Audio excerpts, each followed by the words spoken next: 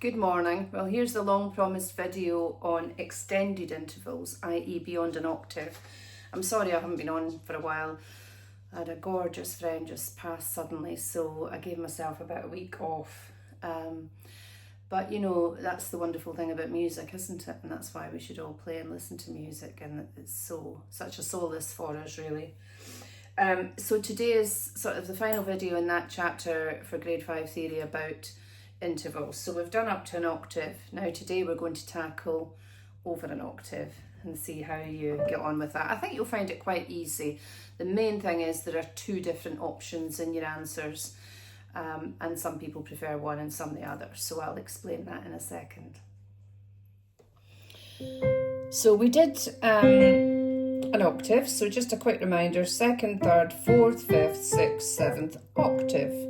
And then if we go into more detail, if it's in a major scale, it's a major second, a major third, a major sixth, a major seventh. But a fourth, fifth and sixth and octave are always perfect because they don't change whether it's a major or minor scale.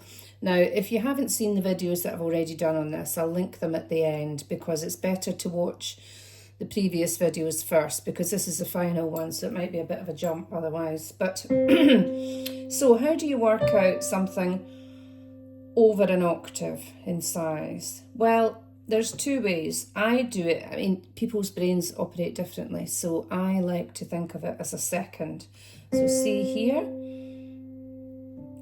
here's a second. This is also a second, but you have to add on the word compound because it's over an octave. So this is a major second. This is a compound major second. This is a major third. This is a compound major third. Okay, you with me so far?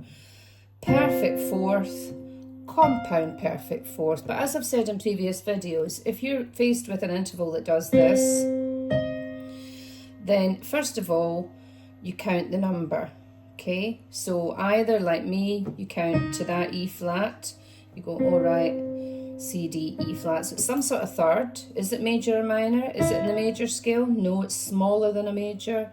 Therefore, it must be a minor interval.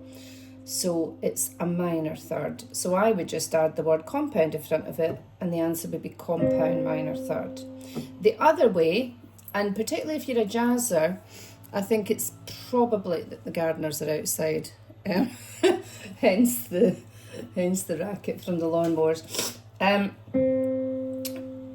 think it's more important if you're a jazzer because you do a lot of 9s, 10s, 11s, 12s. But here's an octave, which is, in other words, an eighth.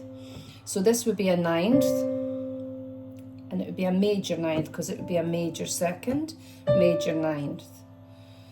Okay, major third, major 10th. Just add on a number each time. 8, 9, 10. This would be an 11th, but we couldn't call it major or minor. What would we have to call it? Like a fourth, has to be called perfect. Okay, so 8, 9, 10, perfect 11, perfect 12, etc. So I'll give you a dodgy one. Now, if in the exam you got an F sharp there, the way I would work it out would be C, D, E, F, some sort of fourth. Is it a major fourth, perfect fourth? What is it?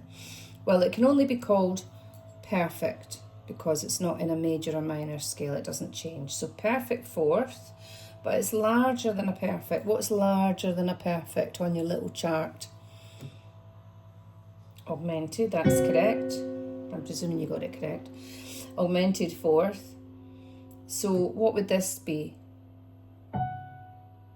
I just stick the word compound in front of it and call it a compound augmented fourth. Now, some people would call it 8, 9, 10, 11. So they would call it an augmented 11th.